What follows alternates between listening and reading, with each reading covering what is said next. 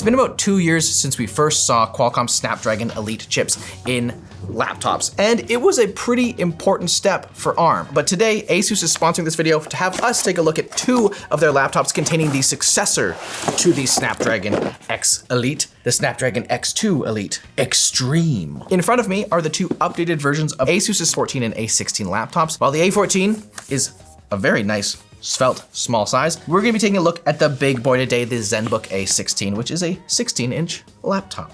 I think ASUS has been on somewhat of a hot streak with their laptops this year. I was really impressed with their Zenbook Duo. We also liked their expert books for their business lineup, and I have been pretty keen to check out the Zenbook. Wow, you know, it's pretty light.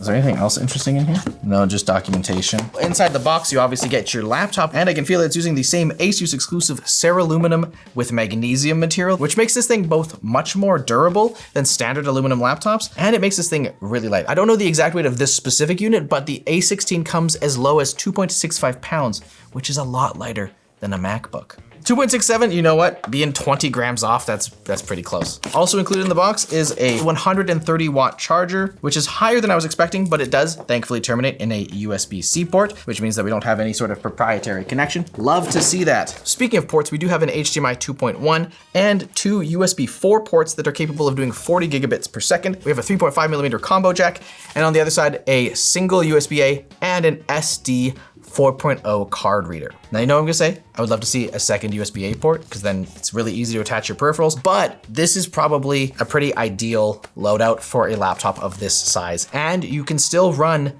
3 displays through these ports without having to use a dock. And I guess once you're hooked up to your display via USB, you can start using like the USB ports on your display. So like, maybe I'm asking for too much. Ever think about that? On the bottom, we have ventilation intake, as well as an exhaust that goes out the back of the laptop underneath the display, as well as venting for our speakers, and some very slightly raised feet. Get those fans just barely off the ground. Man, it's so light, and it's like, look how thin this is. This is gonna happen in life, Glenn. You gotta understand. The keyboard's a standard chiclet style keyboard. I find that the ASUS keyboards tend to be pretty nice. That's just my preference. And there's not too much flex. You kinda have to give her, but it is present. Also, ASUS missed opportunity. Could have made that a button. Or like a fingerprint reader, which this doesn't have, but it does have Windows Hello built into the top of the display, which is got tiny little bezels. Should we turn it on? Let me know in the comments below if we should turn this laptop on. The A16 features a 16-inch ASUS Lumina OLED display that is certified FESA Display HDR True Black 1000. Because it's OLED, it means you're gonna have really great contrast ratios. You're gonna get 1100 nits of HDR peak brightness, as well as 100% coverage of the DCI-P3 color space, and it comes factory calibrated. If you care less about the productivity side of things, and you just wanna know if you can game on it, you do get 120 hertz with a 0.2 millisecond response time. So it's gonna be good for pretty much anything you're gonna throw at this class of laptop. Qualcomm's been like pretty hard at work on their new chips, and they promise a lot of improvements to performance, especially when it comes to the GPU. The Snapdragon X2 Elite Extreme comes with 18 cores on its CPU. 12 of those are high performance prime CPUs, and 6 of those are highly efficient performance cores. Their naming is very funny. They claim that it will deliver up to 64% faster performance in creative applications compared to the last gen, and 2.3% higher gaming performance versus the prior gen Adreno GPU. 2.3 times? What did I say? Correction, 2.3 times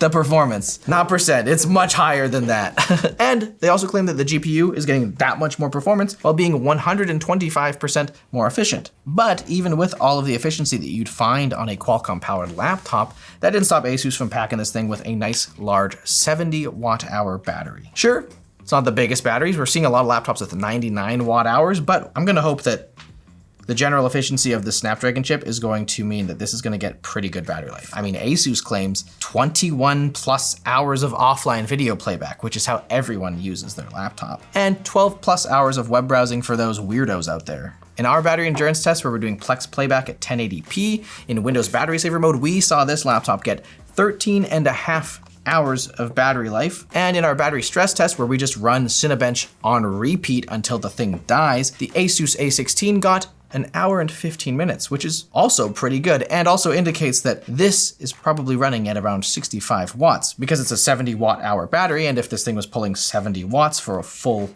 hour, that would make it die. The maths. which is kind of crazy. I just don't associate it's like Snapdragon with like such high powered chips, but actually the Snapdragon X Elite 2 can go up to 95 watts depending on the configuration, which is crazy. Compatibility is a fair concern. I have found that for the most part, my apps perform basically identically as they would on an x86 system, though I have encountered specific issues with games like UFO 50 where it like boots, but like for some reason it doesn't accept like any inputs, so I have to like force close it. It's kind of frustrating because I love that game. But there are ongoing efforts to improve compatibility. In October 2025, Microsoft added AVX2 emulation to Windows, which allows these chips to have far better performance in software that requires AVX2. It's like, it's getting better. Let's take a listen to the speakers here.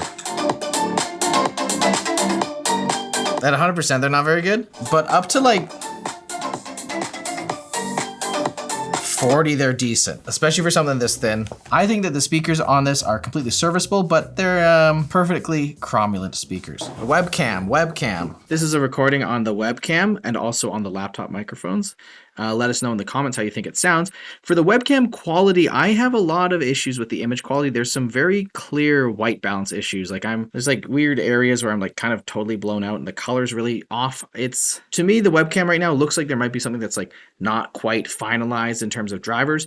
However, it is still like serviceable webcam in that it shows images of you. So hopefully they'll be able to fix this up and make it look a little bit nicer. Cool, I want a game now. Whoa, honestly, this looks really good. There is some upscaling going on. Is there? There isn't. There's just some really bad artifacts in these lights. That's not how that's supposed to look. Like they're like zzz. It goes to show that there's still some weirdness with Qualcomm.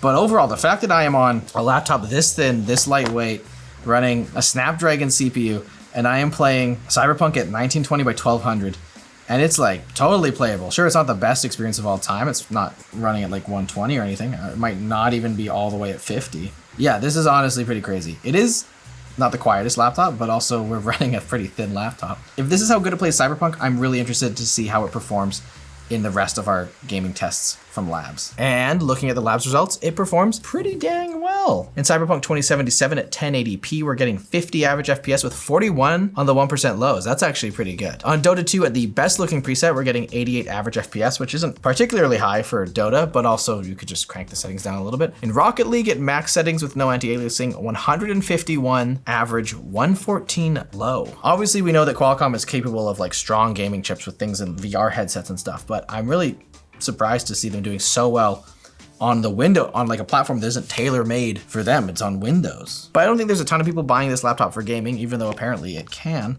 You're probably buying it for, you know, other laptop stuff. In our benchmarks, like our CPU benchmark performs really well in Cinebench. In Blender, we render our scene in 4 minutes and 34 seconds, which is nearly half of last gen. So that's crazy. Now I feel my laptop is inadequate. In Puget Bench though, we see kind of the first set of caveats. It does really well in our Photoshop benchmark, but it would DNF in both DaVinci and Premiere. Now it actually runs both of these programs pretty well overall in general use, but there's some sort of compatibility issue with our specific Puget benchmark, and we're not really sure. And that's the exact kind of downside that you might encounter on a Qualcomm laptop, is like your program works 99% of the time. And then there's one small weird thing where it's really gonna just like struggle. But as we said, it's getting better. And with chips getting this powerful, we're probably gonna be seeing more of them. And that's gonna hopefully mean more interest in supporting the software. And in the interest of improving this compatibility, Qualcomm is actually gonna be taking over the driver updates instead of asking each specific vendor to make their own drivers. So hopefully we're gonna see more rapid improvements that are gonna broadly apply to all of the Snapdragon chips, and they're gonna come out more faster. For our encoding benchmarks, we see great performance in H.264, but lackluster performance with AV1. And in our archival benchmark, it does a great job with 7-zip. And that might be in part due to the 48 gigabytes of RAM that is on the chip. It's not soldered on the board, it is on the SoC itself, which means that it runs really fast. It's running at 9,500 mega transfers per second, a little bit faster than that actually, which might not make a huge difference in day-to-day usage, but also 48 gigs of RAM is hard to come by these days. It's interesting to see how the two platforms of x86 as well as like Snapdragon have been kind of like playing cat and mouse. x86 finally has good battery life, but Qualcomm has really improved their gaming performance, but also they're still kind of king in performance per watt. Depending on your workload, this thing could be a great choice. Personally, for my job, this thing's awesome. And it's almost a problem that it can game because I'm gonna be so much more distracted now. We can talk all we want about power efficiency, but what's also important to know is the price. And this thing comes in at $1,999 US and 99 cents, which ain't cheap, but also it's a top of the line CPU in a pretty nice form factor. If you wanna save a couple bucks, you can get basically the same chip, just slightly clocked down for $1,600 US. It's still an X2 Elite Extreme. It's still gonna have the same great GPU, as well as the same 48 gigabytes of RAM. It's just gonna be a little bit slower. And honestly, seeing how fast this thing is, something to consider. Thanks for watching Short Circuit. If you enjoyed this, why don't you check out my video on the ASUS Zenbook Duo, a machine that I am absolutely smitten with.